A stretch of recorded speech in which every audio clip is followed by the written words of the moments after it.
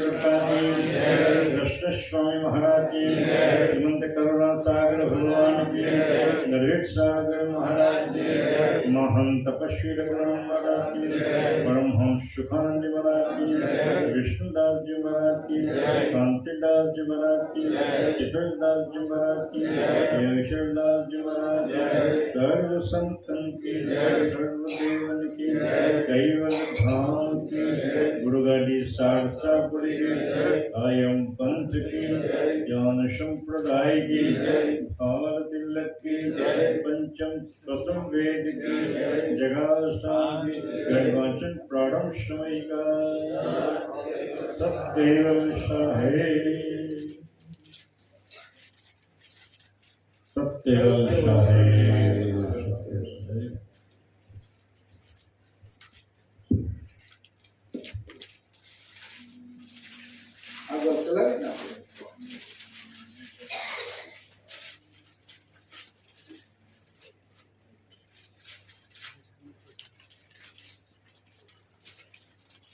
ઝીણી ઝીણી વાતો જે આવે ને એની ઉપર કેન્દ્રિત થવાની નાની વાતો છે એની અંદરથી જાણ પણ સૂક્ષ્મ મળતી જાય. કાલે મેં જે ટોડરમલનું ઉદાહરણ આપ્યું હતું કે કા દોરાવા પૃથ્વી ઉપર આવી છે કા દોરાવા આકાશ નીચું આવ્યું છે તો ઝીણી જાણ થતી જાય આપણી. જેમ આ ઔષધિ વાળા વેદરાજો એનું જે ઔષધિનું જે કોઈ ઔષધિ હોય એને ખરલની અંદર અને લસોટિયાથી જેમ વધારે લસોટે અને એની અંદર પાછું એને બળવા ન દે એવી રીતે લસોટી જે ઔષધિ એટલી ઝીણવટથી ને બારીક કરે કે શરીરના ઊંડાણવાળા ભાગની અંદર રહેલા રોગના જંતુઓનો પણ નાશ કરે. એવી રીતે આ ગ્રંથનું આપણે છે એ લસોટીને ઘોટીને એ ઔષધિ રૂપ એ આપણે કાનથી પીએ છીએ અને એ ઔષધિ છે એ અનેક રોગો રૂપ જે ભવરોગ છે એ બધાથી મોટો રોગ છે અને એના પગલાની અંદર બધાએ રોગો એમાં હમાઈ ગયા. આદિ વ્યાધિ ઉપાધિ વિવિધ તાપથી લઈને ઉપરિતાપો સહિતના બધા જ રોગો છે એ ભવરોગની અંદર આવી ગયા. હવે ભવરોગને આપણે મટાડી કેમ હોય એવી ઔષધિ આપણે અગર હોય તો એનું કેટલું બારીકાઈથી સેવન કરવું જોઈએ, એની કેટલી બારીકાઈથી એમાં ધ્યાન દેવું જોઈએ કે હવે આપણો મોટો રોગ છે ને એ મટાડવાની ઔષધિ છે. આપણે આ 9-7 દિવસ આ પીશું આ ઔષધિ આપણે આરોગ્યનો જ એક શિબિર કર્યો કહેવાય. આ જ્ઞાન યજ્ઞ છે એ આપણું આરોગ્ય જે આરોગ્ય સુખકારી રાખે ઓલું બધું શરીરનું આરોગ્યનો શિબિર હતો. કોઈ એમ કે નેચરોપેથીનો એક છે ઈ શિબિર રાખવામાં આવ્યો છે તો ત્યાં આપણે જઈએ ને નેચરોપેથી કરાવીએ. પછી છે એ કોઈ ઓલી પાસે કે પ્રાકૃતિક બધો ખોરાકનો કાચાનો એક શિબિર રાખવામાં કાચું સાચું એવા શિબિર હોય તો એની અંદર શરીરની વ્યાધિઓ મટે પણ અંશ વ્યાધિમાં આ ફસાયેલો હું પોતે જે ચેતન અંશુ એની વ્યાધિ ન મટે. ઈ વ્યાધિ ઉપાધિ એ બધું તો ચાલુ રહે. આ શરીરમાં ન એટલે બીજા શરીરની અંદર શરૂ રહે. આ છોડશું પછી તો એવી ઔષધિ છે એનો આ જ્ઞાન યજ્ઞ શિબિર છે.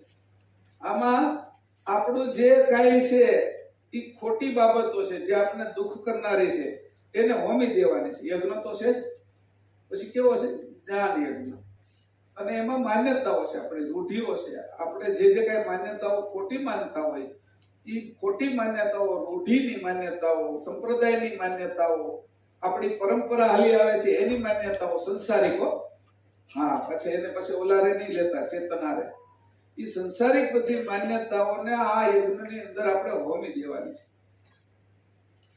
અને એને હોમી દઈશું એટલે જે વાહે વધે એ તો શુદ્ધ થઈ ગયા ને, આપણે ચોખ્ખા થઈ ગયા ને. રોગ વયો ગયો વાહે હું બધું નિરોગી થઈ ગયા.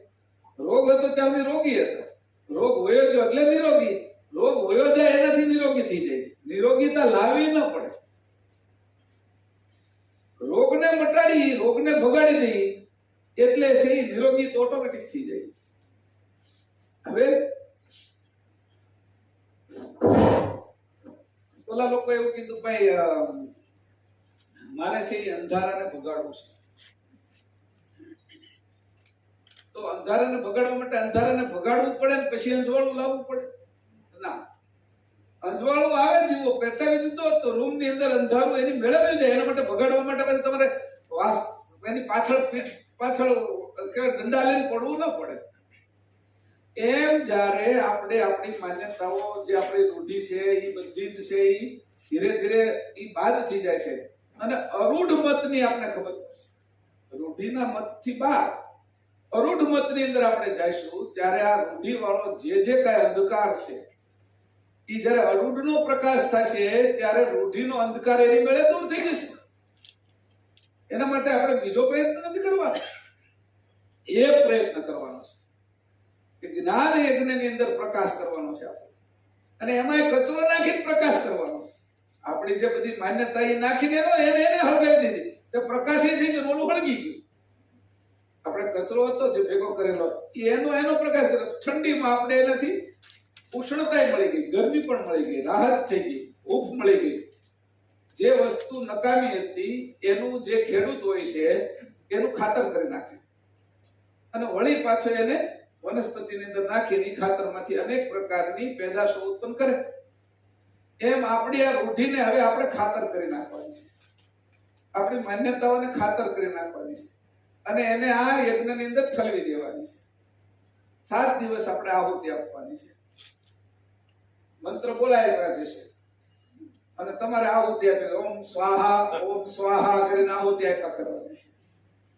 હવે એ આહુતિ છે એમાં અહીંયા કઈ આપણે યજ્ઞ કુંડ ખોલેલો નથી, કરેલો નથી, એમાં કઈ બહારથી સંવિધા નાખેલી નથી. એની અંદર કોઈ બ્રાહ્મણને બોલાવીને આપણે છે એની પૂજા નથી કરાવતા.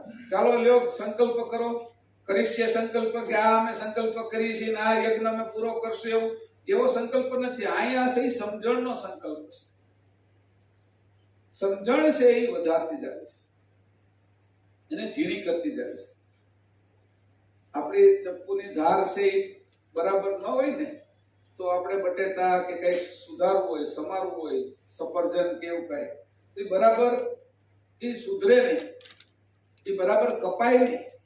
કેરી હોય ને એને જો ધાર જાડી હોય અને કાપવા જાવ તો એ લોચો થઈ જાય, એની જે છાલ હોય ને એ મૂંઢાઈ જાય અંદર અને એ બગડી જાય. પણ જો એકદમ ધાર વાળી હોય તો ફર્સ્ટ ક્લાસ નીકળાય અને એકદમ ચીરી બરાબર પડે બધી. તો આપણે અત્યારે છે ને ચીરી પાડવા બેઠા છીએ. આ ચીરી એવી પાડવી છે કે આપણી ચપ્પુની ધાર અણિયાળી કરી નાખવી છે. અને પરમગુરુ આ મહેનત કીધો, પરમગુરુએ અણિયાળું તિલક આપ્યું છે એટલે કહું છું. તમે તમારી ધારની વાત કરો, ના મારી ધારની વાત અણીવાળું બધું દેખાડ્યું આપણે કે જો આ ભાલ તિલકની નિશાની અણીવાળી છે. બીજા ભાલ તિલકને સમજીએ ને તો આપણે ખબર પડે કે આપણું ભાલ તિલક કેટલું ઉત્તમ છે. આપણા ભાલ તિલકની અંદર ગતિ ઉપરની છે, અણિયાળી ગતિ છે, ઉધ્વ ગતિ છે. અને કોઈની આપણે ટીકા કરવા માટે નથી કહેતો, છતાંય તમને કહું કે સ્વામિનારાયણ સંપ્રદાયનું તિલક છે ને આમ નીચેથી ઉપર છે. આ જે લિંગ છે, લિંગનું તિલક છે એ નીચે જાય છે અને જે બિંદી છે એ પ્રકૃતિ છે, એની અંદર લાલ, આપણે લાલ છે પણ આપણી અણી છે એ ઉપર સાઈડમાં જાય છે અને એને નિરંજનને પસારો કરવાનો હતો તો બીજનો પસારો કરવા માટે એ નીચે ઉતરે છે. આટલો ફરક છે આ તિલકની અંદર. વાત સમજાય છે? એની લિંગ છે અને માતાની યોની જ છે. અહીંયા જે પુરુષ અને પ્રકૃતિ ઈડા અને પિંગળા છે, આપણે પસારામાંથી બહાર થવાની વાત છે અને એ લોકો પસારામાં નીચે આવવાની વાત છે બુંદ માર્ગે. વાત સમજી લીજો. એ બીજ ધર્મ છે અને આપણો અંકુરી ધર્મ છે.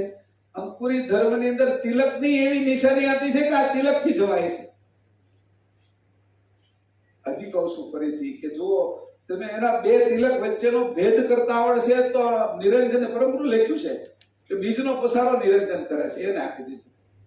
પણ અંકુરનો પસારો એ નથી કરી શકતા. અંકુર તો પાછું જઈએ કે અને આ બાજુ આવી પણ શકે. એને બે ગતિ છે. પાણીને બે ગતિ નથી, એ હેઠે જ પડે. વરાળ કરો તો બે ગતિ છે, એ ઉપર ઉડી જાય અને વળી પાછું પાણી બંધાઈને નીચે આવે. પણ એની કરતા બંને ગતિ કરતા ઉપરની ગતિ આપણા ભાલ તિલકની છે. આ ગતિથી જ આ બધું જ ઉત્પન્ન કરેલું છે ને આ ગતિથી જ ત્યાં જઈ શકાય. આ ભાલ તિલકનો મહિમા થોડો સાથે મેં કીધું સમજાવી દઉં. એ ભાલ તિલક આપણું ભાલ તિલક અને બીજા તિલકોનો તમે વિચાર કરો તો એ ગોળ કંઈક જુદા જુદા ત્રિપુંડના છે. તો ત્રિપુંડ જે કર્યું છે એમાં તે 3 છે, એમાં તે ગુણનું જ છે. એ ગુણ છે એક રજ, સત્વ, રજ અને તમ, એ ત્રિપુંડ થાય છે. તો અમે ગુણાતીત તો કેદું ના છીએ, અમે ગુણમાં તો છીએ નહીં. એટલે તમને ખબર પડે કે દરેક તિલકનો હદ ક્યાં છે. તિલક ઉપરથી ખબર પડી જવી જોઈએ કે આની હદ, આની સમજણ ક્યાં સુધી. હવે આપણા તિલકની જ આપણે સમજણ ન હોય તો બીજાને કેમ સમજશું? પાછું લોચાઈ પડે ને, એટલે તિલકને બરાબર સમજવું પડે. ગુપ્ત વસ્તુ છે બેની વચ્ચે. આ બે ધાર તો દેખાય છે. આપણે અહીંયા 3 રસ્તા છે ને, આ ઉમરામાં પાછા દરેક જગ્યાએ 3 રસ્તા જ આપ્યા કુદરતી. હું આ પુલ નો બન્યો હોત ને તો બધે 3 રસ્તા જ પડતા હતા. હું અહીંયા આવતું છું કે એને ચોથો રસ્તો જ ન હોય, ગમે ને 3 જ પડે. ઈડા પિંગળા ને સુષ્મણા, ઈડા પિંગળા ને સુષ્મણા, 4 રસ્તા જ નહીં. ચાલ પહેલા અહીંયા આવ્યા તો તમને બધાને ખબર છે 3 રસ્તા જ બધે, 4 રસ્તા નહીં. આ પુલ પડ્યો પછી 4 રસ્તાની શરૂઆત થઈ છે, બાકી 3 રસ્તા જ હતા બધે. 3 હોય કે તો એને 3. અને આપણે ઓલું છે ભાલ તિલક મૂક્યું છે એને 3 ધાર છે. એક આ ગામ બાજુ આવવાની, એક પેલી બાજુના સાઈડમાં જવાની, એક ઈચ્છાપુર એટલે એસવીએનઆઈટી જવાની. એ 3 ધાર છે. 2 ધાર છે એ આપણે સામે દેખાય છે, અંદરની ધાર દેખાતી નથી. તિલક કરીને એમાં આપણે ત્રીજી ધાર જોવાની. આમ તિલક કરીને આ ધાર આ બાજુની, આ ધાર આ બાજુની, પણ અંદર એક ધાર છે જે તિધારી અણીવાળો 3 ધાર થાય. આવી રીતે આ અને અહીંયા આવી જાય તો 3 ધાર, ત્રિકોણની જેમ 3 ધાર થાય. ઈ વાહેની ગુપ્ત છે. નર નારી દેખાય છે, એનું બાળક નથી દેખાતું. ઈડા પિંગળા દેખાય છે, સુષ્મણા નથી દેખાતી. ઈ ગુપ્ત છે. તો આપણે જે ગુપ્ત આશય છે એને ખોલવાનું છે, એના ઉપર ધ્યાન દેવાનું છે. એટલે તો આપણી અણી થશે બરાબર. એટલે મારી હું કહું છું ધાર કાઢવાની જે વાત કરું છું એ ધાર ઈ છે કે આપણે જે ગતિ લેવાની છે એ હવે આ ઉલટ ક્રિયા જે કરી છે વાસ્તવમાં એ સુલટ ક્રિયા છે. અને અહીંયા જે આપણે આવ્યા છીએ એ ઉલટ ક્રિયા છે. પણ અહીંયા હોય એટલે આપણે કેવું પડે પાછા જવું છે એટલે ઉલટ ક્રિયા કરીએ. એટલે આપણે ઉલટ ક્રિયાના પ્રકરણો પંચમ વેદની અંદર આપવામાં આવ્યા. પ્રકરણ 9 ની અંદર 11 ઉપ પ્રકરણો આપ્યા, 12-13 ઉપ પ્રકરણો આપ્યા. એ પ્રકરણોથી કઈ રીતે 84 તત્વોની ઉલટ ક્રિયા કરવી અને એને મૂળ એનો અગ્રભાગ કોણ ભજવશે કે કોણ એમાં આગળ રહેશે. તો એ આગળ રહેવા માટે ભાલ તિલક અંકુરી ગતિ, જે ગતિથી આપણે અહીંયા આવ્યા છીએ એ જ અંકુરી ગતિથી પાછા જવાનું છે. એટલે આ મુદ્દો છે. એટલે આપણે હવે અણીવાળું આ કરી રહ્યા છીએ. અને ત્રિધારું છે, 3 ધાર છે પણ 2 દેખાય છે ને 1 ગુપ્ત છે. અને આ ભાલ તિલક છે એને જે બરાબર સમજી જાય છે એને તો પરવાનગી મળી ગઈ, એને તો વિઝા મળી ગયા કેવલ ધામમાં જવાના. પણ બાહ્ય ભાલ તિલક નહીં હો, સમજણનું ભાલ તિલક, ઇતર અભ્યંતર ભાલ તિલક સમજવાનું છે.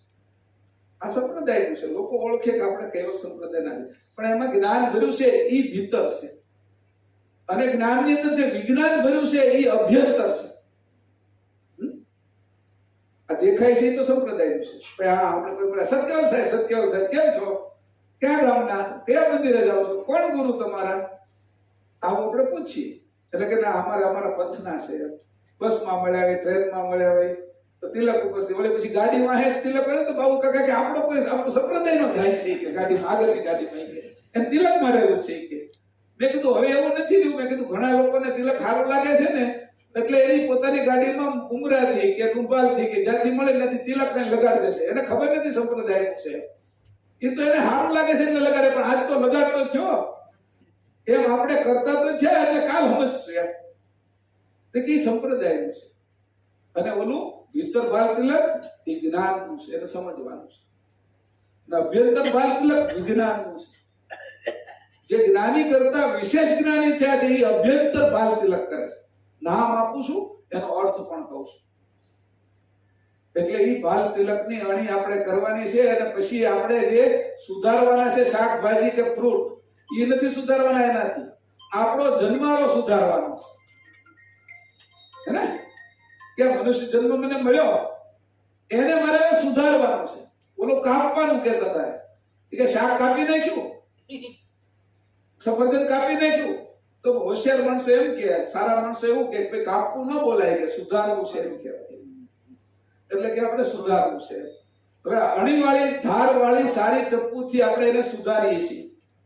તો મેં કીધું અભ્યંતર જે બાલ તિલક છે એ વિજ્ઞાનમય બાલ તિલક છે, એની ધાર બરાબર થઈ ગઈ છે, એનાથી આપણો જન્મારો સુધારવાનો છે. વાત સમજી ઝીણી વાતો છે બધી, અને તમને હું ઝીણી વાતો કરવા હાટું જાય આપણે જ્ઞાન યજ્ઞ રાખ્યો છે.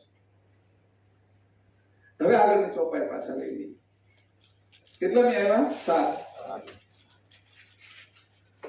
તબ દેવન કે દેવ સકલ શિવ હો તુમ કૈવલ સાક્ષીવંત સુત સલંગ ક્રોડ પદ પુરુષ એકલમલ. તબ દેવન કે દેવ સકલ શિવ હો તુમ કૈવલ સુત સલંગ ક્રોડ પદ પુરુષ એકલમલ. એટલા જ માટે હે સકર્તા કૈવલ, આપ દેવોના પણ દેવ હોય, સર્વશીલ શ્રેષ્ઠ નિહંગ રૂપે છો.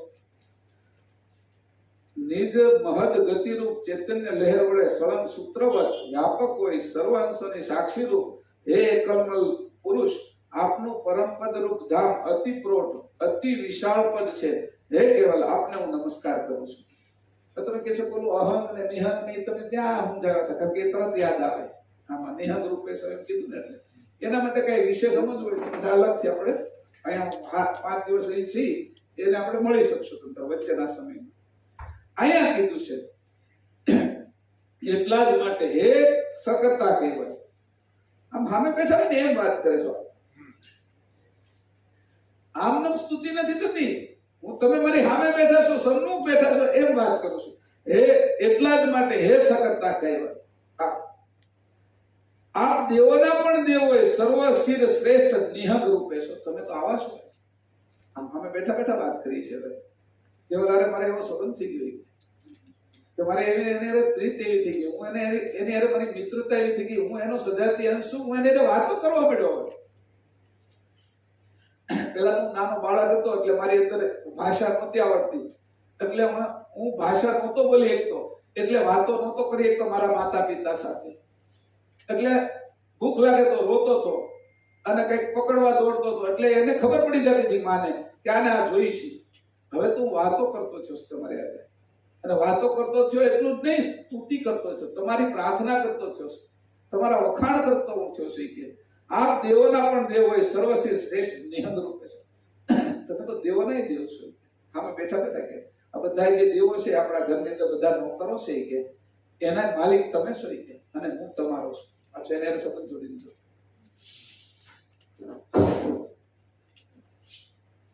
આ બધા જ જે અત્યારે આપણા ઘરની અંદર કામ કરે છે કે કોઈ ને કોઈ કામ કરે છે. એટલે કે નિરંજન શું કરે છે, પછી પાણી કોણ ભરે છે, એવું બધા દેવોની માટે આપણે કીધું. અત્યારે વાત આગળ નથી લઈ જવી, પણ બધા દેવો આ ઘરની અંદર સાફ સફાઈનું કામ કરે છે અને નોકરી કરે છે. અને નોકરી કરનારા દેવોના પણ દેવ, એને પગાર આપનાર તમે છો, નોકરીએ રાખનાર તમે છો. પછી પાછો એની હારે સંબંધ પાછો મારો જોયો, હું તમારો છું. આ બધાને તમે રાખ્યા દેવોને, સૂર્ય ચંદ્ર એને તમે નોકરીએ રાખ્યા. હું કઈ તમારો નોકર નથી, હું તમારો સજાતી છું. એને સંબંધ જોડી દીધો. પાછો વાત કરે છે એની હારે, પ્રીતિ ઉત્પન્ન કરે છે. પ્રીતિ બે વચ્ચે પ્રેમ ઉત્પન્ન કરે તો જ એની હારે ટકે નહીં. આટલા બધા સૂર્ય ચંદ્ર વિરંચી વિષ્ણુ બ્રહ્મા આદ્ય શક્તિ નિરંજન એ આ ઘાટની અંદર બધા કામ કરે છે. જો ને કે જમણી આંખે ચંદ્રનો અંશ આવ્યો છે, સૂર્યનો અંશ આવ્યો છે, ડાબી આંખે ચંદ્રનો છે. આ તત્વો છે, પણ આ રીતે આપણે એની સ્તુતિ કરી છે. ત્યારે કહીએ કે જમણા કાને દિગ છે, ડાબા કાને પાળ છે, જમણા નાકે અશ્વિની છે, ડાબા નાકે કુમાર છે, મુખમાં અગ્નિ છે, જીભે વરુણ છે, કંઠમાં રુદ્રદાની છે, આજ્ઞા ચક્રે જ્યોતિનારાયણ છે, હાથની અંદર ઇન્દ્ર છે, હૃદયની અંદર શંકર પાર્વતી છે, નાભીમાં વિષ્ણુ લક્ષ્મી છે, લિંગસ્થાને બ્રહ્મા બ્રહ્માણી છે, ગુદાસ્થાને ગણપતિ રિદ્ધિ સિદ્ધિ ને આમ બેઠા છે. આવા બધા દેવો અને આ પ્રણવ છે એ બ્રહ્મનો કે અને એ વ્યાપક થઈને આ બધાય સેવા કરે છે. એટલા બધાય છે એ તમારી, તમે એના દેવોના દેવ છો. અને એને બધા એને તમે તમારી સર્વિસમાં રાખ્યા. આપણે નોકર નહીં કહેવાય, એટલે સર્વિસમાં રાખ્યા છે એમ કહીએ. એમ કરીને કહ્યું તો છે જ ને. તમે એટલાને નોકરમાં રાખ્યા છે, નોકરીમાં રાખો છો તમે, અને એને પગાર તમે ચૂકવો છો. અને એ પગારથી એની આડત બને છે તમારા માટે. તમને એ સારા એવા માલિક સમજે છે. આ બધાના દેવોના દેવ તમે છો. આટલા બધા તમારી અંદર મોટા મોટા ઋષિ મુનિઓ, સંતો, દેવો તમારી આજ્ઞાથી કાર્ય કરી રહ્યા છે. પણ હું તમારો છું. આટલા બધા તો તમે એને પગાર આપો છો, પણ મારો તો તમે ઉછેર કરો છો. મારી સાથે તો જોડાયેલા છો. મારી સાથે તો તમારી વિશેષ પ્રીત છે, કારણ કે હું તમારા અંતર્વૃત્તિનો છું, તમારો દીકરો છું. આવો સંબંધ જોડી, આવો સંબંધ જોડવામાં કેવી મજા. એટલે હામે બેહીને વાત કરે છે. સર્વશ્રી શ્રેષ્ઠ નિહલ રૂપે છો, નિજ મહદ ગતિ રૂપ ચૈતન્ય લહેર વળે સળંગ સૂત્રવત વ્યાપક હોય સર્વ અંશોને સાક્ષી રૂપે. હે એકલમલ પુરુષ, આપનું પરમ પદ રૂપ ધામ અતિ પ્રૌઢ અતિ વિશાળ છે. હે કેવલ આપને નમસ્કાર કરું છું. આપણે ઘરમાં જઈએ ને ત્યારે નમસ્કાર કરીને, પછી મંદિરમાંથી નીકળીને તો છેલ્લા નમસ્કાર કરીને ઊંધા હાલીએ કે ભગવાનને પીઠ ન બતાવાય. એટલે જ્યારે આખી વાત કરે ને પછી પાછા નમસ્કાર તો કરે જ તે. એટલે નમસ્કાર કરીને એને આધીન રાખ્યા. વારંવાર આપણે પગે લાગે ને, 2-3 વાર પગે લગાઈ જાય ને તો ઓલાના મનમાં ઈ જ આવે કે મને પગે લાગે છે. સામાન્ય માણસને એવું લાગે તો કેવલ કરતાને વંદન જ કર્યા કરે. તમને નમસ્કાર કરું છું, તમને વંદન કરું છું, આવી રીતે કહે છે. અને આ તમે ચૈતન્ય લહેરી વડે, સોહંગ પ્રણવ ચૈતન્ય લહેરી વડે સળંગ સૂત્રવત વ્યાપક હોય સર્વ અંશોના સાક્ષી રૂપે છો. હવે એ કીધું તમે સાક્ષી રૂપે છો. સાક્ષીને હાજર રહેવું પડે ભાઈ. એટલે સાથે તમે છો અમારી. એમ તમારે વાત કરું છું એટલું જ નહીં ચાલે કે તમે મારા સાક્ષી છો એમ કહી દઈએ એટલે સાક્ષીને તો હાજર રહેવું પડે. તો સાક્ષી હાજર ન હોય તો સાક્ષી કેમ કહેવાય? એટલે કે હું તમને એવી રીતે જાણું છું કે તમે મારી હારે સાક્ષી રૂપે છો ને છો જ. એટલે તમે મારાથી દૂર નથી. એટલે કેવલ કરતા પરમ ગુરુને હારે રાખવાની રીત શીખવાડી આપણે. અહીંયા સાથે કેમ રહેવું તો કે તમે સાક્ષી છો. કોણ? દરેક અંશના સાક્ષી છો. એટલે હું તમારો અંશ છું ને, તો મારા સાક્ષી છો. હારો કેમ રાખવા? એકલમલ પુરુષ છો. એકલમલ, તમારા ઉપર કોઈનો અમલ નથી. તમે બધા ઉપર અમલ બજાવો છો. તમે બધાને કામ આપો છો. બધા ઉપર તમે હુકમ કરી શકો છો, પણ તમારા ઉપર કોઈ હુકમ કરી શકે એમ નથી. એમ કહીને હું એમ કહું છું કે તમારો હું શું એમ, અને તમે મારા સાક્ષી છો એમ કરીને એને તો આપણે સાક્ષી તરીકે હુકમ કરી દીધો. તમારા ઉપર કોઈ હુકમ કરી કેમ નથી. એકલમલ છો, તમારા ઉપર કોઈ અમલ બજાવી કેમ નથી, અને એકલા છો તમે. પણ છતાંય આપણે એને કીધું તમે મારા સાક્ષી બનશો. પ્રેમ ભાવથી હુકમ કરી દીધો, ખબર ન પડી. એમ આવું શીખવાડે છે. એને આપણા સાક્ષી બનાવવા તો હવેથી તો હુકમ કરી દીધો ને કે તમારે મારા સાક્ષી બનવું પડશે. પણ એમ ન કીધું તમારે મારા સાક્ષી બનવું પડશે. તમે એકલમન છો, સર્વ અંશોના સાક્ષી છો, તો મારા સાક્ષી છો. એમ કરીને એવો હળવેથી હુકમ કરી દીધો. એમ કીધું આવી રીતે તારે મારી હાથે રહેવાનું. રીત જુઓ, રીત. પરમ ગુરુને સાથે રાખવાની રીત. કોઈ મોટા માણસને હારે રહેવું હોય તો કેવી રીતે રહેવાનું? રાજા હારે જેને રહેવું હોય એને કેટલી વિવેક જોઈએ, કેટલી સમજણ જોઈએ. તો કેવલ ધામમાં આપણે જે રહેવાની રીત છે ને, એની સાથે રહેવાની એ વિવેક શીખવાડે છે કે તમે આવો વિવેક કરશો તો કેવલ ધામમાં રહી શકશો. રાજા મહારાજાના છોકરાઓ હોય, કુંવરીઓ હોય, કુંવરો હોય, તો એને એની જે શિક્ષણની વિધિ હોય ને એ આપણી જેવી ન હોય. એને વિશેષ શિક્ષણ આપવામાં આવે અને વિશેષ વિવેક શીખવાડવામાં આવે કે તું જ્યારે કુંવરી હોય એટલે કે તું જ્યારે લગ્ન કરીશ કોઈ બીજા રાજા સાથે તો તને કેટલો વિવેક જોશે. એ રાજાએ તારે કેવી રીતે રહેવું પડશે, કેવું વર્તન કરીશ તું. એ વર્તનથી તને એ પટરાણી રાખે. નકર એને તો હજારો રાણી હોય. પરમ ગુરુ લખે છે ઘણા દીપમાં ગયા કે 16,000 રાણી. એમાં વળી 8 મુખ્ય, એમાં વળી 2 અહલ્યા સહલ્યા, એમાંય મુખ્ય કે પટરાણીઓ કે એનું આ રાજા છે એ વેણ વાંટતા હતા. તો એને એવી કઈક વિશેષ વાત આવડતી હોય તો એ પટરાણી હોય ને. એટલે આપને ઈ શીખવાડે છે કેવલ ધામમાં તારે રહેવું છે અને મારી નજીક રહેવું છે તો આવો વિવેક શીખી જશે. આમાં વિવેક છે, સાથે રાખવાનો. તમને આ સ્તુતિ દેખાય છે, મને એમાં વિવેક દેખાય છે, સમજો? અને હું ઈ જે મને દેખાય છે ને એ તમને દેખાડવા માંગુ છું. હું જે મને દેખાય છે ને, પહેલાને લીમડો દેખાતો હતો અને જે ઔષધિનો જાણકાર હતો ને એમાં લીમડાની અંદર એને દવા દેખાતી હતી. અને એક કોઈના ઘરે પ્રસૂતિ આવી હતી તો એ લીમડાની અંદર એને ગુંદર દેખાતો કે ગુંદરનો પાક કરીને આ દીકરીને ખવડાવશો.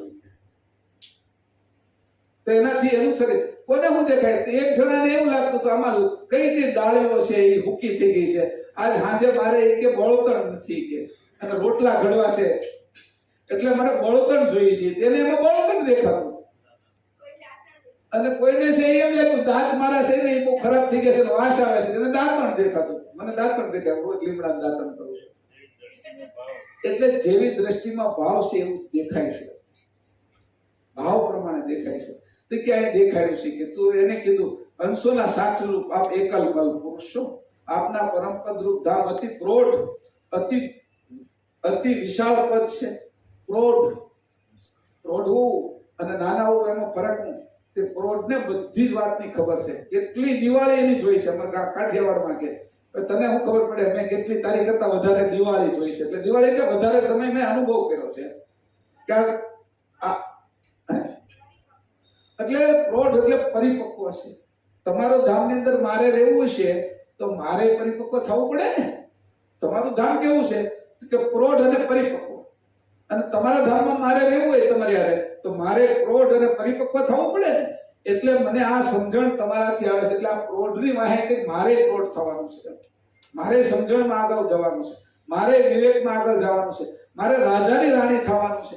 તો એનો વિવેક એટલે પ્રૌઢ વિવેક ધારણ કરવાનું છે. ગમે તેમ બોલાવાય નહીં. સામાન્ય ઘરમાં જે તમે ક્યાં જાવ છો એમને રાજાને એવું ન પૂછાય. રાજાને એ જ વસ્તુ પૂછવી હોય તો એનો વિવેક જુદો હોય, એની જ રાણી હોય. તો અહીંયા તો ઘરમાં પૂછીએ કે રોજ રોજ હું મંદિરે હાલ્યા જાવ છું, કેમ હતી કે આપણા સંપ્રદાયની અંદર જોડાયેલા ન હોય તો, અને જોડાયેલા હોય તો કંઈક બીજું કે. પણ આપણે કઈ રીતની કહેવાની રીત શું છે એમ પ્રૌઢ વસ્તુ પરિપક્વતા વાળી ઈ જે છે એને કીધું કે પ્રૌઢ છે. તો મારે પણ હું અંશ પણ તમે મને અહીંયા મોકલ્યો છે તો મને પ્રૌઢતા માટે મોકલ્યો છે, મને શિક્ષણ આપવા માટે તમે પૃથ્વી ઉપર મોકલ્યો. આ આખી આપણી સ્કૂલ છે, એમાં અંશને તૈયાર કરવા માટે સ્કૂલમાં આપણે ભણવા માટે મોકલ્યા છે કે તું આ સંસારમાં જા તો તને સુખ દુઃખ થી તું પાકો થઈ જા, તને વિવેક આવી જાય. પણ આપણે ભાન ન પડે એટલે આપણે આ પ્રવાહમાં વયા જાય. જો સમજણ પડે તો આમાંથી શીખી સંસારમાંથી અને પ્રૌઢતા લાવી. સમજણ ન પડે તો આપણે એમ લાગે મને દુઃખમાં નાખી દીધો છે. શીખવાડવા માટે મોકલ્યો છે. આ સ્કૂલ છે મોટી જબર. આ આપણું શિક્ષણ ક્ષેત્ર છે, આપણું ગુરુકુળ છે, આપણી વિદ્યાપીઠ છે, આપણો મઠ છે આવડો મોટો. એમાં બધેથી શીખવા મળે, જ્યાંથી જોઈ ત્યાંથી. તો શીખવાનું છે મારે, અને એનાથી મારે પ્રૌઢ બનવાનું છે, પરિપક્વ થવાનું છે. એવું પ્રૌઢ ધામ છે કે કેવલ આપને હું નમસ્કાર કરું છું. વાંચતા વાર ન લાગે, વાંચવું હોય તો હમણાં આપણે છે ને 3-4 અંક સુધી પહોંચી ગયા હોય. ગ્રંથ વાંચવો નથી કરવાનો, આપણે ગ્રંથ સમજ કરવાની છે, ગ્રંથ દોહન કરવાનું છે. આ દોહન કરવાનું છે એટલે દોવાનું છે. આ ગ્રંથને દોતા દોતા અંદરથી આપણે ભાવ ઉત્પન્ન થાય, પ્રેમ ઉત્પન્ન થાય, સમજણ ઉત્પન્ન થાય, પ્રૌઢતા આવે છે, પરિપક્વ થાય છે. આ બધા ગુણ છે આની અંદર ગ્રંથમાં. આમથી અગાધ બોધ કીધો છે ને. આ શરૂઆતમાં જ આટલું બધું હોય છે એમાં ભરેલું, એને તમે એમ કહો અગાધ બોધ. અને આ બોધ છે એનાથી જે વસ્તુ ઉત્પન્ન થશે એ અગાધ ગતિ, અને જે ગતિથી આપણે ત્યાં પહોંચશું એ અગાધ ગતિથી જે અગાધ ધામ. એની કીધું કેવું છે કે આપણું પ્રૌઢ ધામ છે. પ્રૌઢ એ ધામમાં પહોંચવા માટે કીધું. ગ્રંથની અંદર આટલી બધી સમજણ અને વિવેક ભર્યો છે, જ્ઞાન ભર્યું છે, વિજ્ઞાન ભર્યું છે. ચોપાઈ વાંચીને ગુજરાતી અર્થ કરીને ભાગી જાય તો નહીં સમજાય. વેઠ ઉતારી કહેવાય, વેઠ. ગામડામાં કે વેઠ ઉતારે છે. છાશમાં માખણ જાય ને ફુહડ કહેવાય એમ કે ગામડામાં કે છાશ કરતા હોય અને છાશની અંદર જો માખણ વયું જાય તો એ કે ફુહડ છે એમ આ ગ્રંથ વાંચવામાં ફુહડતા નથી કરવાની. આપણે ગ્રંથને બરાબર જેમ છે એમ સમજવાનું, જતમત અદબદ નહીં. આપણે ગ્રંથ વાંચી ત્યારે અદબદ નહીં વાંચી નાખ્યો, જેમ તેમ વાંચી નાખ્યો એમ નહીં. આમાં મને પ્રીત છે, મારું સ્થાન છે, મને આમાંથી જાણવા એવું મળે છે કે મારે જે પ્રાપ્ત કરવાનું મનુષ્ય જન્મમાં જોઈ એ મને વસ્તુઓમાંથી પ્રાપ્ત થાય છે.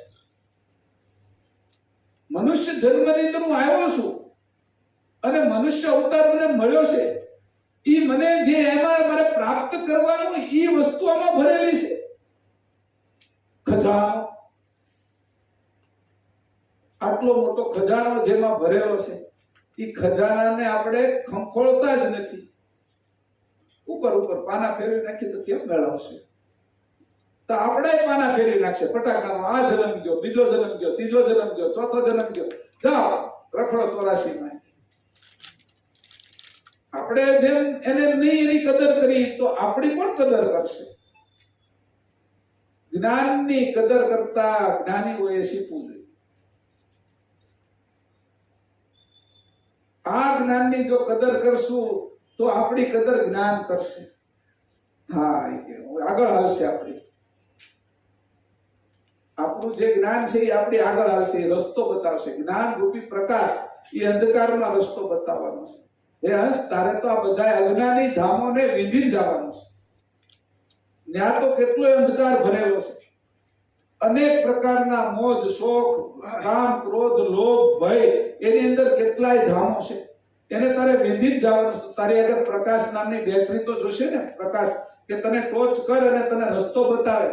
એ રસ્તા રૂપી જ્ઞાન, તારી હારે સમજણ રૂપી જ્ઞાન, એનો પ્રકાશ તારે જોશે. તો પાછું જવાનું કેવલ ધામ. એટલે આ રસ્તામાં બધા ધામ આવે, એમાં જો આપણે ખબર ન પડે અને કોઈ ગળતું જ ધામ આવે તો ત્યાં રોકાઈ જઈએ આપણે. આ અમારા ગામ જેવું છે કે અમારું જ ગામ છે કરીને રોકાઈ જઈએ. ન્યાય પીપળો હતો, અહીંયા પાદર છે, અહીંયા સ્કૂલ છે, ત્યાં રોકાઈ જઈએ આપણે. અંધકારમાં બધું હરખું દેખાય, પ્રકાશ હોય ને તો જુદું જુદું દેખાય. આને ખાંડ કહેવાય, આને હાકર કહેવાય, બે ગળી લાગે છતાંય જુદી છે, પ્રોસેસ જુદી થાય. આને ગોળ કહેવાય, શેરડીમાંથી બને છે ત્રણે, તો એનું જુદું પરિણામ છે.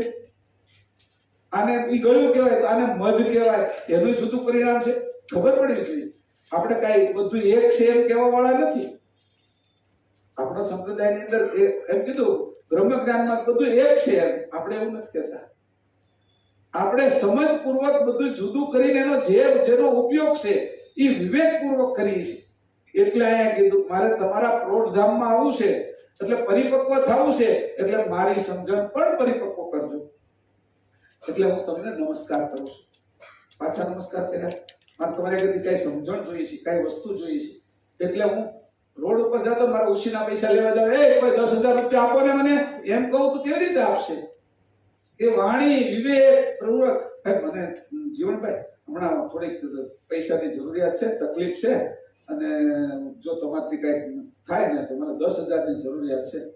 તમારાથી થાય તો ઠીક છે, નકર કઈક મને તમે રસ્તો બતાવો. એ કે મારી આગળ આ 25,000 હમણાં જ પગાર ના આવ્યા, 10 તું લઈ જાય કે પછી મને આપી દીધી. એ કે વિવેકથી માંગ્યા ને, વિવેકથી માંગીએ ને તો પછી પાછું મહિનામાં દેવાના હોય ને 2 મહિના થઈ જાય ને તો એ હકાવી લે. અવિવેકે માંગ્યા હોય ને પછી એટલી જ સામે તકલીફ કરાવે. તો માગવાની રીત છે. હું આપને નમસ્કાર કરું છું, મને પ્રૌઢ કરો, મને પરિપક્વ કરો. ચોપાઈ 8મી. જય કરુણામય કાંત અંત મધ્ય આદ્ય પરાપર હંસ રૂપ ગ્રંથ કરણ સ્વર. જય કરુણામય કાંત અંત મધ્ય આદ્ય પરાપર હંસ રૂપ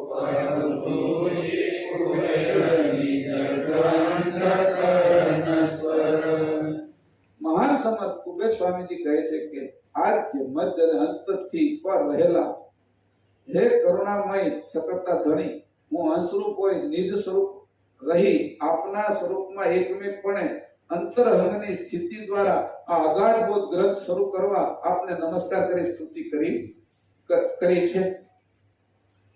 ફરીથી મહાન સમર્થ કુબેર સ્વામીજી કહે છે, આદ્ય મધ્ય અને અંતથી પર રહેલા જન્મ, જીવન અને મૃત્યુ, ઉત્પન્ન થવું, ચાલવું અને નાશ થવો એનાથી પર રહેલા હે કરુણામય સકળતા ધણી, કે તમે કાળમાં આવતા નથી, કાળથી પર છો. જેમાં ભૂત, ભવિષ્ય અને વર્તમાન ઈ જેને લાગે એને કાળ કહેવાય, પણ આ કાળ એનાથી તમે પર છો. કે હે કરુણામય સકળતા ધણી, હું હંસરૂપ આ સ્તુતિ પરમ ગુરુ કેવલ કરતાને કરે છે, ઈ આપને સમજાવવા કરે છે. એને કઈ સ્તુતિ કરવાની જરૂર નથી. ઈ બે એકમેક છે. ઈ જુદાપણું એમાં નથી, પણ આંસોને સમજાવે છે કે તારે આવી રીતે સ્તુતિ કરવી જોઈએ. બાપ દેખાડે છોકરાને કે કઈ રીતે આ કામ કરવું જોઈએ. ઈ જોવે, વાત કરે તો નહીં થાય. ઈ એવી રીતે જોવે અને પાછો વાત કરતો જાય, તો ત્યારે છોકરો બરાબર સમજે. શિક્ષક જે શીખવાડે એના વિદ્યાર્થીને, ગુરુ જે શીખવાડે એના શિષ્યને, એમ પરમ ગુરુ સ્તુતિ કરતા, મંગલાચરણ કરતા આ હંસોને શીખવાડે છે. અને કહે છે હું હંસરૂપ હોય અને આપણે હંસરૂપ છીએ. એ જ રીતે કીધું, નિજ સ્વરૂપ રહી હોય, નિજ સ્વરૂપ રહી આપના સ્વરૂપમાં એકમેકપણે હું નિજ સ્વરૂપમાં રહી. હું અંશે થઈને કહું છું, આત્મ ભાવે નહીં, જીવ ભાવે નહીં, દેહ ભાવે નહીં. એની એ કીધું નિજ સ્વરૂપ રહી. નિજ સ્વરૂપ એટલે કયું છે? આપણું અંશ સ્વરૂપ, ચેતન અંશ સ્વરૂપમાં રહીને આપના સ્વરૂપમાં એકમેકપણે એટલે બીજાને ખબર ન પડે. અહીંથી વોટ્સઅપ કરી દીધો હોય ને કોઈને, તો જેને જવાનું એને જ ખબર પડે. બીજા બધા આડા આવતા હોય તો એને ખબર ન પડે. એટલે એકમેક થઈને કરું છું. હા, એકમેક અંતરહંગની એકમેકતા સળંગ સૂત્રવત રહીને અંતરંગની સ્થિતિ દ્વારા આ અગાધ બોધ ગ્રંથ શરૂ કરવા આપને નમસ્કાર કરી સ્તુતિ કરું છું. જ્યાં અંદર હવે જે બોધ આવશે, હજી જે વાતો આવશે એ કે એ હજી ગહન બધી વાતો હશે. તમને દેખાતો પ્રસંગ લાગતો હશે, પણ એમાં એનો અર્થ વિચારશો, એનું તત્વજ્ઞાન, એનું સત્વજ્ઞાન, એનું બ્રહ્મ જ્ઞાન અને કેવલ જ્ઞાન એનો વિચારશો તો તમને ખબર પડશે કે આના અર્થ શું થાય. આપણી સાત વાણીના સાત અર્થ છે અહીં લખેલા છે. વેખરી વાણીની અંદર અર્થ શું થાય? સ્વાર્થ. વેખરી વાણી બોલી ને એની અંદર સ્વાર્થ કઈક હોય. સમજો? મધ્યમ વાણી છે એનો અર્થ શું થાય? તો કે શબ્દાર્થ, શબ્દનો અર્થ એમાં છુપાયેલો છે. પશ્ચિમની વાણીની અંદર બોલી તેનો અર્થ શું થાય? ભાવાર્થ. હૃદયમાંથી આવે ને ભાવ હોય એનો ભાવાર્થ. ત્રીજો અર્થ છે. સાંભળજો, અર્થની વાત કરું છું.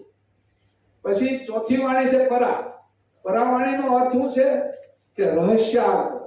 પરાવાણીની અંદર રહસ્ય છે, નાભીએ જોડાયેલી છે, નાભીની અંદર બધી નાડીઓ જોડાયેલી છે અને એની અંદર રહસ્ય છે. આ શરીર કેમ ચલાવવું નાડીઓ દ્વારા, એ રહસ્યાર્થ છે. હવે ત્રણ વાણી ઉપરની છે, શરીરની બહારની. તો એની જે પાંચમી વાણી છે એનું છે આકાશવાણી, નિર્વાણ. એનો અર્થ શું છે? ગૂઢાર્થ. ગૂઢ શું છે? આકાશની અંદર વીજળી છે, એ વાદળ થાય ત્યારે દેખાય છે. આકાશની અંદર વરસાદ છે, એ ગૂઢ છે. અત્યારે જ્યારે ઉનાળો હોય તો તમને કઈ વાદળો દેખાય નહીં, પાણી પડે નહીં, એ હંતાઈ જાય છે. ગૂઢતા છે આકાશમાં. એનો અર્થ છે ગૂઢ. આકાશવાણીની અંદર ગૂઢતા છે, ગૂઢાર્થ કહેવાય. અને છઠ્ઠી વાણી છે આપણી નહે અક્ષરરૂપ અઘોર વાણી. એમાં ઘોર પણ નથી થતો. એનો અર્થ છે લક્ષાર્થ. લક્ષ અર્થ છે. આ છઠ્ઠો અર્થ છે. વાણી પ્રમાણે અર્થ. અને સાતમી વાણી છે આપણી અમૃત વાણી, ચેતન વાણી. એનો અર્થ શું છે? પરમાર્થ, પરમ અર્થ. સાંભળજો તો, એનો પરમ અર્થ છે કે પરમ અર્થ શું છે મારો? પુરુષ થયો શું? તો પુરુષાર્થ શું છે? પુરુષાર્થ મારે શું કરવો જોઈએ કે જેનાથી મને પરમ અર્થ પ્રાપ્ત થાય? શરૂઆત ક્યાંથી કરી? કે સ્વાર્થથી. અને ક્યાં પહોંચવાનું છે? કે પરમાર્થમાં. પરમ અર્થને મારે જાણવાનો છે. આ સાત વાણી, એના સાત અર્થ ઈ આ ગ્રંથમાં થવાના છે. એમ ગૂઢ છે, અગાધ છે. જેટલા અંદર ઉતરો ને એનો કોઈ છેડો ન આવે એવો અગાધ છે. છેડો ક્યાં આવે? કેવલ ધામ સુધી પહોંચાડે ત્યાં છેડો આવે એવું છે. આ ગ્રંથમાંથી તમે ગતિ કરો ને ઊંડા ઉતરતા જશો ને તો છેલ્લો છેડો આવે છે, એનું નામ છે પરમાર્થ. પરમાર્થ સરી ગયો જેમ કેવલ ધામમાં પહોંચે. ત્યાં સુધી પહોંચાડનારા ગ્રંથની ઊંડાણ તો જુઓ. એટલે એ અગાધ બોધ ગ્રંથની શરૂ કરવા માટે આપને નમસ્કાર કરી સ્તુતિ કરી રહ્યો છું. આવો અગાધ બોધ ગ્રંથની શરૂ કરવા માટે નમસ્કાર કરીને સ્તુતિ કરું છું. આવી પ્રાર્થના કરે છે. 9 દોહા. મંગલાચરણ પ્રથમ વરણ સજન ઉરજાન અગ્રંથન પ્રારંભ સુનો સંત સુદાન. મંગલાચરણ પ્રથમ ધરણ સજન ઉરજાન અગ્રંથન પ્રારંભ સુનો સંત સુદાન. હવે અહીં કીધું છે આપણે 9 ચોપાઈ છે, હવે 8 ચોપાઈ પૂરી કરી, બરાબર, અને 9 માંથી મંગલાચરણ ની દોહાની શરૂઆત કરી કે મંગલાચરણ મારું આચરણ કેવું થશે કે આ ગ્રંથ જ્યારે હું વાંચતો હશ, સમજતો હશ, એની કથા કરતો હશ, મારા ઘરે બેઠો બેઠો વાંચતો હશ, ત્યારે મારું આચરણ મંગળ હશે, મંગળમય. આ આચરણ કર્યું મંગલાચરણ છે. આચરણ જે હું કરીશ મંગળમય હશે, જેના કારણે મંગલાચરણ પ્રથમ પહેલા હું મંગળ આચરણ કરીને ધરણ સજન ધ્યાન, સજ્જન પછી ઉરમાં ધ્યાન ધરીને પછી આ ગ્રંથનો હું પ્રારંભ કરીશ. મંગળ આચરણ કરીશ. સવારનો સમય છે, એકદમ વાતાવરણ ચોખ્ખું હશે કે બધું જ ઘર ને હું પોતે બધા સ્વસ્થ થયેલા છું, અંદરથી મન પણ એવું શાંત કરીને બેઠો હશે કે ઉરમાં ધ્યાન કરીને આપનું ધ્યાન કરીને અપગ્રંથ પ્રારંભ આપના ધ્યાન કરીને આ ગ્રંથનો પ્રારંભ કરીશ, આરંભ કરીશ, એની શરૂઆત કરીશ. સુનો સંત સુજાણ. હે સંતો, સુજાણ, સજ્જનો, આ વાત તમે સાંભળો. સુનો, સાંભળો. આવી રીતે કરવાનું છે ગ્રંથનું વાંચન. આમને વાંચન નથી કરવાનું કે આવી રીતે મંગળ આચરણ કરી સંતોને કહેવામાં આવ્યું, સામાન્ય લોકોને ન કીધું, બીજા માણસોને ન કીધું, સજ્જનો પ્રત્યે કીધું. મંગલ જે ચરણ છે ને, મંગલ કરનારું જે ચરણ આપણું જે ચરણ છે, એ ચરણના સોહંગ દ્વારા મારી વૃત્તિને ઓળપોટ કરીને આ શરૂઆત મેં કરું છું, આ ગ્રંથની શરૂઆત મેં કરું છું. તો મંગળરૂપી જે તમારા ચરણ જે છે એ જ મંગળમય છે, એ જ મંગળમય છે. એ ચરણની અંદર મારો પ્રીત ધરીને આ ગ્રંથની મેં શરૂઆત કરું છું. મારું એવું આચરણ કરીશ કે તમે મને તમારા ચરણની અંદર રાખશો. તમારું ચરણ એવું મંગળ છે કે મારું મંગળ આચરણ થાય એટલે સજાતી આચરણ અને સજાતી મંગળ ચરણ, એ બે સજાતી મળશે. એટલે મારું આચરણ એ મંગળ છે, તમારા ચરણ એ મંગળ છે. તમારા ચરણમાં એવું મારું આચરણ થશે અને એ બે અમે એક, તમારા ચરણને હું એક થઈ ગયા છું અને એનાથી પછી હું આ ગ્રંથનું આરંભ કરું છું, એનું શરૂઆત કરું છું. આવું મંગળ ચરણની વાત કરી કે એના ચરણ જેને અમે આપણે આ ગ્રંથની વાત કરી છે, સામે જ બેઠા છે, એના ચરણમાં આ પ્રાર્થના કરી છે. તમારા ચરણ મંગળમય છે, તો કે મારું આચરણ પણ મંગળમય થઈ જાય અને આપણું મારું મંગળમય આચરણ તમારા મંગળમય ચરણની હારે વળે એટલે હું તમારા ચરણની અંદર આવું કેવો. આ રીતે આવીને આ ગ્રંથની મારે હવે શરૂઆત કરવી છે. આવી રીતે સંતોને કહે છે. 10મી દોહો. લોક સંખ્ય ઉત્પન્ન ગતિ સપ્તદીપ સુરધામ સો સર્વગ્રંથ મે વાકવું વિવિધ વાત ગુણગ્રામ. લોક સંખ્ય ઉત્પન્ન ગતિ સપ્તદીપ સુરધામ સો સર્વગ્રંથ મે વાકવું વિવિધ વાત ગુણગ્રામ. લોક અસંખ્ય ઉત્પન્ન ગતિ. અસંખ્ય લોક જે ગતિએ ઉત્પન્ન થાય છે તે ગતિ તથા સાત દીપ તેમજ અંતરિક્ષમાં રહેલા દેવતાય ધામો વગેરેનો આ ગ્રંથમાં વિવિધ પ્રકારે ગુણગાન કરીને પ્રકાશ કરું છું. હું જે આ ગ્રંથમાં હું કહેવાનો છું, અસંખ્ય લોક જેનાથી ઉત્પન્ન થાય છે એ ગતિ, લોક ઉત્પન્ન થાય છે એની ગતિ તે ગતિ તથા સાતદી તેમજ અંતરિક્ષમાં રહેલા દેવતાય ધામો વગેરેનો આ ગ્રંથમાં વિવિધ પ્રકારે ગુણગાન કરીને પ્રકાશ કરો છો. એ બધાની વાત હું આમાં કરવાનો છું. અને તમારે પણ વિવિધ રીતે સાંભળવું, એકની એક સુરતાની અંદર ન સાંભળવી. આપણે એવું ને ગાડી હકાવતા છે ને પછી ગાડીમાં એક મય થઈ જાય ને એટલે આપણે જોકું પણ આવી જાય. તો તમારે વિવિધ રીતે તમે બેઠા છો ત્યારે બીજી રીતે હવે આને સાંભળવો છે અને જુદી રીતે હવે જોવું છે. આમ આપણે બેઠા છે ને તંત્ર આવી જાય. એક ધારા આપણે સાંભળતા હોય, એક ધારા કાંઈ પણ કરતા હોય તો એ કામની અંદર પછી મન ન રહે, આપણે મશીનની જેમ થઈ જાય, જાગૃતિ વહી જાય. સમજો 45 મિનિટ થાય ને કોઈ પણ ની અંદર એટલે જાગૃતિ જવા મળે. આપણે 48 મિનિટે જાગૃતિ વહી જ જાય મોટા ભાગે. ત્યારે પછી એને આપણે નવી સમજથી જોવાનું, નવી દ્રષ્ટિથી જોવાનું, એટલે જાગૃતિ વધે. હમણાં સમય આપણો પૂરો થાય એટલે હવે પછી બગાસા આવવા મળે, મનમાં વિચાર બીજા આવવા મળે, આંખો ઘેરાવા મળે, આવું થાય. ત્યારે હું કીધું કે જ્યારે તમને આવી ત્યારે જુદી રીતે તમારે જોવાનું, જુદી રીતનો વિચાર કરવાનો કે આ કઈ રીતે હવે મારે જાગૃતિ વધારવી.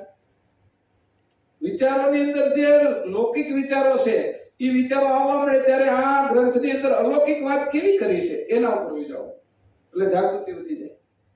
આંખો છે એ બીજી બાજુ લાગવા મળે, કારણ કે આંખોને છે એ કઈ જોવાની ટેવ પડી હોય અને હાથને એ બધી ક્રિયા કરવા મળે. આ તો અહીંયા હળીને એવું નથી મળતું, નકર આપણે હળી લઈને આમ ખોતરવા મળી જો નીચે બેઠા હોય ને તો આપણે ખબર છે કે આપણે શું કરીએ છીએ.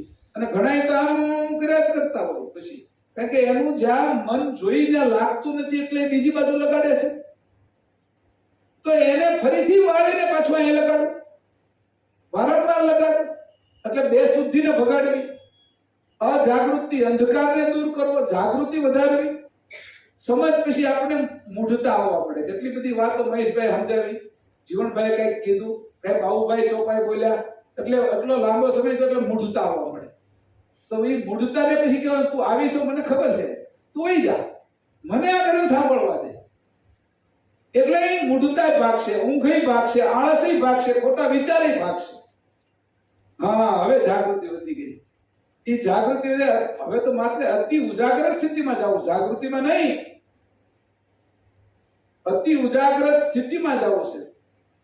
જાગૃતિમાં ઉજાગૃત થવું છે મારે.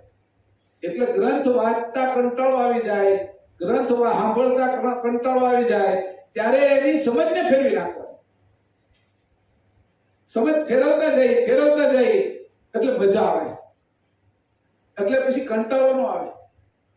આ લોકોને બહુ કંટાળો આવતો હોય ને, ગાડી હાંકવા વાળા 8-8 10-10 કલાક ગાડી ચલાવતા હોય, ઘણા ડ્રાઈવરો હોય તો એ કંટાળો ન લાવવા માટે એ લોકો વળી તમાકુ માવો ખાય, બીડી પીવે, ચા પીવે, એ બધી સમજને ફેરવે. વળી કોઈક સાત્વિક હોય તો વળી અંદર છે એ સુગંધિત કઈ કપૂર લગાડે, કોઈ સારા ભજન મૂકી દે, ગીત મૂકી દે, એમ કરીને એ જાગૃતિ વધારે. એટલે એ ગાડીની અંદર નોકરી કરે છે જે ડ્રાઈવર છે એ એની સર્વિસ કરવા માટે એની જાગૃતિ વધારે, એને ઊંઘ ના આવે એના માટે કોશિશ કરે છે. તો આપણે પરમગુરુ માટે જાગૃતિ વધારવામાં આપણે કેટલો ફાયદો થાય. એને તેનો પગારની સામે નજર છે. આપણા પગારની સામે આપણી નજર નથી. ના, આવો પગાર મારે નથી જોતો, મને તો કેવલ ₹10 પગાર આપો, આવો પગાર જોઈએ. હવે એવડો મોટો પગાર જોઈએ તો જાગૃતિ એવડી જોઈએ ને, હે ને, કે નહીં જોઈએ? તો એ જાગૃતિ વધારવાની છે. કે અહીંયા હું કીધું એટલે કીધું કે મને અમારે અસંખ્ય લોક જે ગતિથી ઉત્પન્ન થાય એ જાણવું છે. એમાં નાની જાગૃતિ અસંખ્ય લોકની વાત જાણી ના શકીએ. સૂર્યની વાત જાણવી હોય ને ઊંઘ આવી જાય તો સૂર્યને કેમ જાણી શકીએ, એના વિશે વિચાર કેમ કરી શકીએ? જે છોકરાઓ ક્લાસમાં ભણતા હોય અને એ બીજી વાતોની અંદર જે શિક્ષક સમજાવે છે, એના પુસ્તકમાં લખ્યું છે એને એક નથી કરતો, એને સમજવાની કોશિશ નથી કરતો, એનો છેલ્લો નંબર જ આવે. પહેલો તો હોશિયાર છે, શિક્ષક શું લખે છે એની પહેલા એને ખબર પડી જાય છે કે આ જે મારી ચોપડીમાં આપ્યું છે એ હવે આ વિષય ચલાવવાના છે, આ પાઠ ચલાવવાના છે, આ પ્રમેય સમજાવવાના છે, આ ભૂગોળની વાત આવવાની છે, આ વિજ્ઞાનની આ પ્રયોગની વાત આવશે, એ એની પહેલા સમજી જાય છે. એમ ગ્રંથમાં આવનારા જે વિષયો છે એની અંદર સમજ આગળ કેળવતી જવાની. એક ડગલું આગળ આવવાનું પરમગુરુ હાલે ને એમાં એક ડગલું એવું નહીં કરવાનું પાછું કે પરમગુરુ કરતા આગળ થઈ જવું છે. હા નકર એ કે તું આગળ થા ઈ ક્યાંથી પાછળથી છટકી જાય ને આપણે એકલા મૂકી દે નક્કી નહીં હો એ આપણે આગળ ગયા ને હું તમારથી આગળ થઈ ગયો તી તો પાછળથી ફટનારા નલોક થઈ જાય એને બધું આવડે લે તું એકલો જાય એમ નહીં કરવાનું એટલે સમજણને સાથે રાખવાની પણ પરમ ગુરુને સાથે રાખી તો આવી રીતે સમજણ વધારવાની હવે નાના નાના આ જે કઈ પોઈન્ટો છે એની અંદર ધ્યાન રાખવાનું ક્યારેક આ વચ્ચે હું બોલું તો તમે જે બોર થઈ જાઓ ને એની અંદર થોડાક હસી જાઓ ને ત્યાં જાગૃત થઈ જાઓ એટલા માટે મારે ઉદાહરણ એવું કઈ ન આપવાનું મારે તમને ગંભીર કરવાના છે પણ તોય તે તમને હસાવતા હસાવતા ગંભીર કરવા છે ગંભીર માણસ હોય એ હસી ન શકે એવું નહીં એ હસીને ગંભીર હોઈ શકે ત્યાં સુધી આપણે પહોંચવાનું છે તે કીધું કે આ રીતે કીધું અસંખ્ય લોક જે ગતિએ ઉત્પન્ન થયા તે ગતિ તથા સાધિત તેમજ અંતરિક્ષમાં રહેલા દેવતા ધામો વગેરેનો આ ગ્રંથમાં વિવિધ પ્રકારે ગુણગાન કરીને પ્રકાશ કરું છું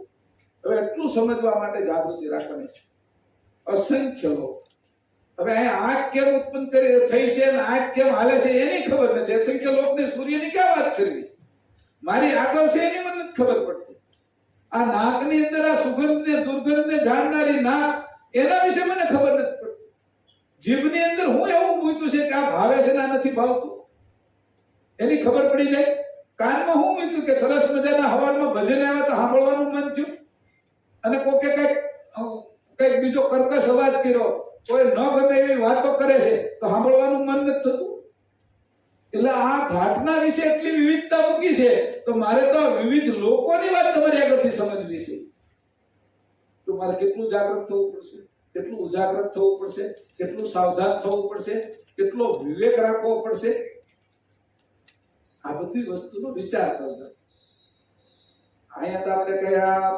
આપણે જે અત્યારે જ્ઞાન શિબિર કર્યો એમાં કઈ આપણે શુલ્ક નથી રાખ્યું કે ભાઈ તમારે છે 1500 રૂપિયા 2000 રૂપિયા ભરવાના પછી અહીંયા રહેવાનું એવું નથી રાખ્યું કેમ કે એવી કઈ શુલ્કની જરૂર નથી અહીંયા મંદિરને કે ભાઈ તમે અહીંયા આવો અને તમે આપો તમે એવી હાલત આપો અહીંયા કે તમે કેવલ ધામ સુધી જાઓ એનો રસ્તો કર્યો છે ને આ લોકો નકર નાનો એવો કેમ્પ રાખે 2 દિનનો તોય તે 1000 રૂપિયા ભાઈ ભરવા પડશે અને ઓનલાઈન તમારું રજીસ્ટ્રેશન થશે કે અને આ રીતે તમારે તમારી સાથે આવો તો એટલું ડિસ્કાઉન્ટ ના દે અહીંયા ડિસ્કાઉન્ટ કેવલ ધામ આપી દીધું આપણે અને પૈસા તમે કઈ ભર્યા નથી મહેનત ભર્યા પાછા ખવરમાં હાથ ફર્સ્ટ ક્લાસ મજાના પૌવા બટેટા ખવડાવવા ગઈકાલ છે એ જે સાત્વિક ખોરાક જેવો જોઈએ એવો ખવડાવો ખોટી ઊંઘ નો આવી જાય એવું બધું સારું વસ્તુ ખવડાવી હજી બપોરે હું ખવડાવ આપને કઈ ખબર છે જો લાડુ ખવડાવવાના આની પેપર ખોલી નાખ્યું જીવનભાઈ લાડુ ખવડાવવાના છે હવે લાડુ આપણી હાટુ એની બનાવ્યા છે અમને તો કઈક બીજો લાડુ જોઈએ છે ભાઈ ઈ આપો ને જીવનભાઈ એમ કહીશું ઈ લાડુ ઈ કે અમારે આગળ આવે એટલે તમને આપીએ હા એટલે આ છે કે આવું જ્યારે મારે આ જ્ઞાન જોઈએ છે એનો હું પ્રકાશ કરવાનો છું અને એ મારામાં તમે પ્રકાશ કરો છેલ્લી સાખી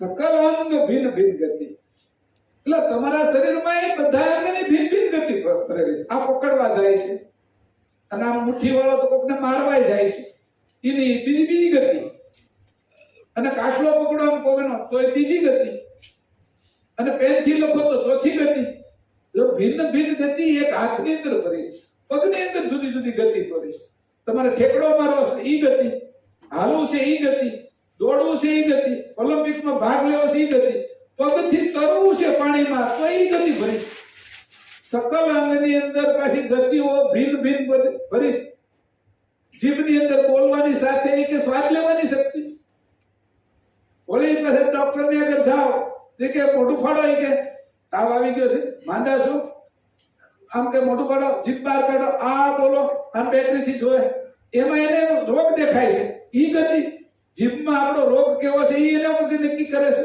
ગળાની અંદર હું છું એના પરથી નક્કી કરે છે.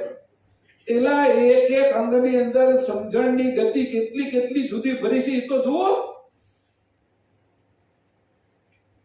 ઓલા કીધું કે આ મારી હું એમ જોવે છે કે એમ કવડાવી. હવે એની દ્રષ્ટિમાં ગતિ જુદી ભરી તો ઓલાને ખબર પડે કે આમ ત્રાસી નજર જોઈ, પ્રેમ ભરી નજરે જોઈ, વાલ ભરી નજરે જોઈ.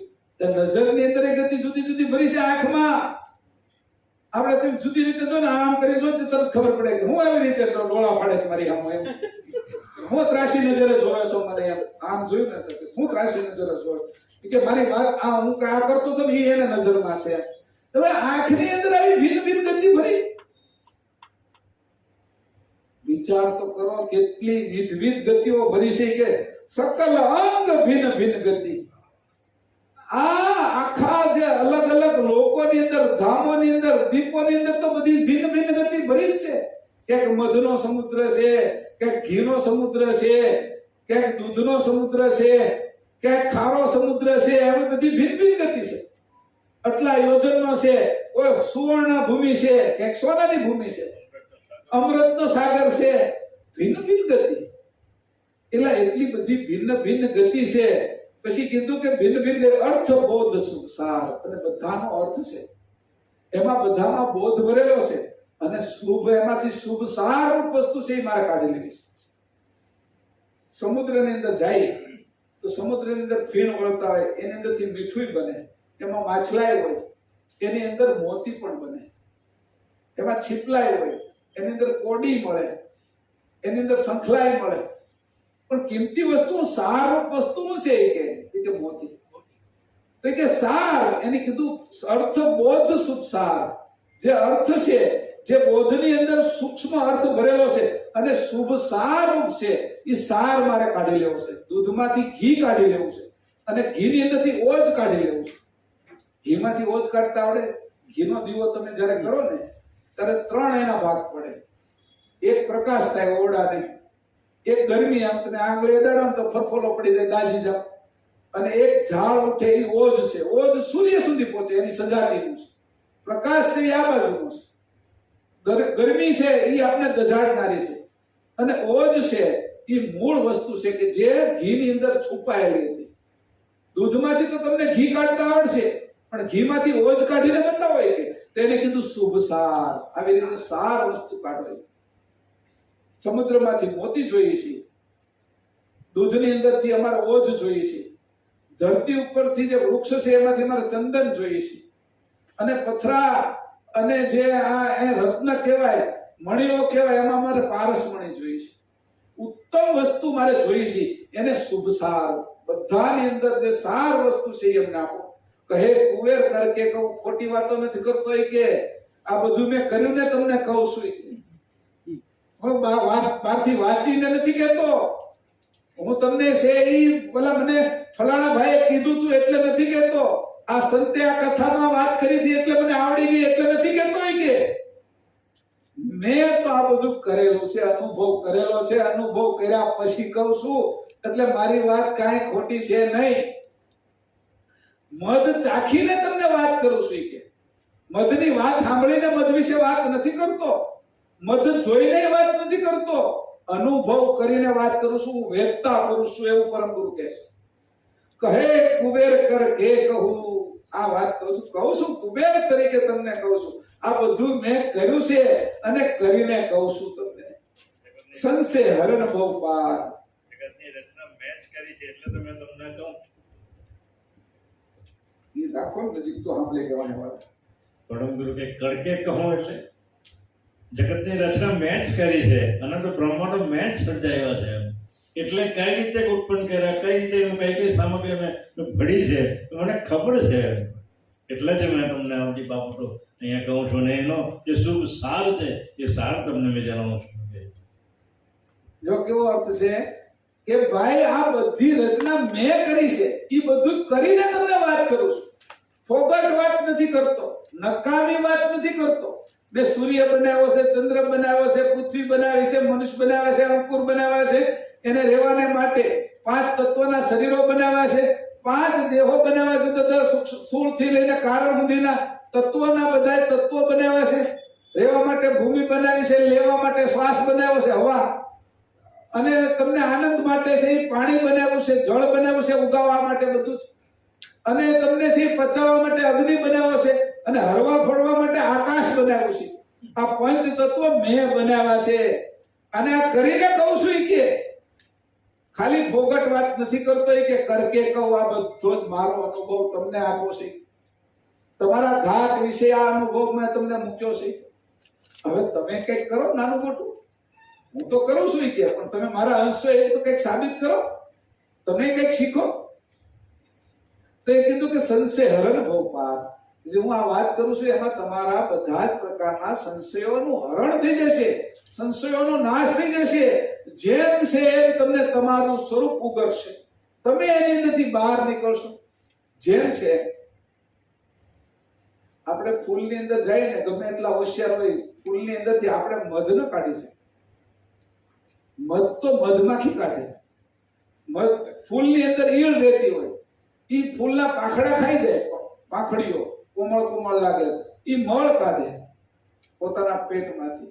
પતંગિયા રહેતા હોય તેનું રૂપ જોઈને ઉપર બેસે, ભમરો રહેતો હોય તેને આજુબાજુ ફેર્યા કરે, ટીંડા રહેતા હોય એટલે મળ ઉપર બેહનારી માખી રહેતી હોય કે મધ ન કાઢી શકે. તો કીધું કે મધ કાઢવા માટેની સમજ ખાલી મધમાખીમાં જ હોય છે. હે અંશ, તું મારો અંશ છો, ચેતન ગતિનો છો, તું મારો સજાતી છો, એટલે મેં જે રચના કરી છે આ બધી, એનું નાનું મોટું તું કરી શકે.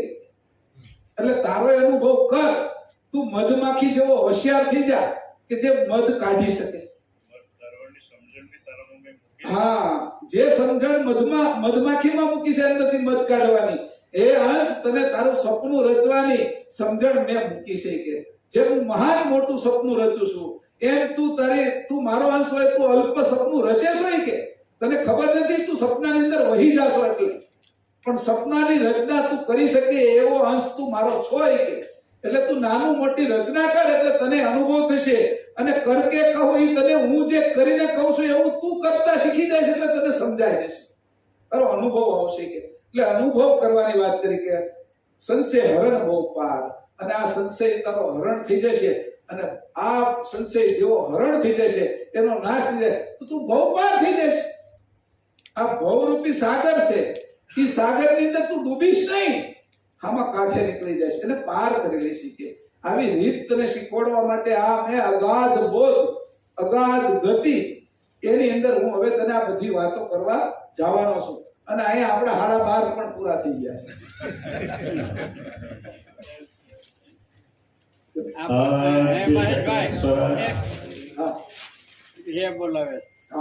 आद्य शक्र स्वराज करुणेश्वर कृतारी कृष्ण स्वामी महाराज की नंद करुणा सागर भगवान की नरेश सागर महाराज की महान तपस्वी रघुराम महाराज की परमहंस शुभानंद जी महाराज की कृष्णदास जी महाराज की श्री शांतिदास जी महाराज की श्री शिखरदास जी महाराज की विशलदास जी महाराज की सर्व संतन की सर्वदेवन की कैवल धाम की दुर्गादी सारथा की आयम पंथ की ज्ञान संप्रदाय की भाल तिलक की पंचम प्रथम वेद की स्थान की वाचन पुणावती शांता